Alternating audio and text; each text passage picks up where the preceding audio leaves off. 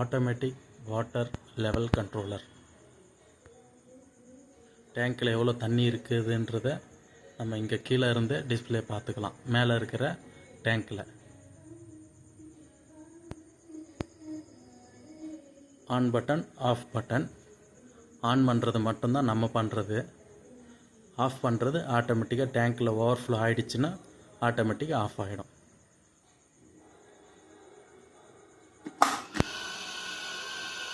Motor run பண்ணியாச்சு, ஓடிட்டுருக்கு.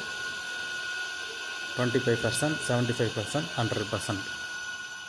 100% ஃபுல்லாக ஆகிடுச்சிங்கன்னா க்ரீன் லைட்டு எரிஞ்சு பஸர் சவுண்டு கொடுத்து ஆட்டோமேட்டிக்காக ஆஃப் ஆகிடும்.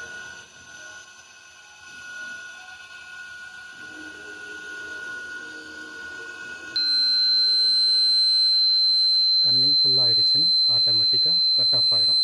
க்ரீன் சிக்னல் கொடுத்துட்டு மோட்டரும் ஆஃப் ஆகிடுச்சு. பஸர் சவுண்டு வந்துட்டு ஆஃப் ஆகிடும். திரும்பவும் மோட்ரு ஆன் பண்ணாலும் ஆன் ஆகாது. ஏன்னா டேங்க்கில் வந்து தண்ணி ஃபுல்லாக இருக்குது.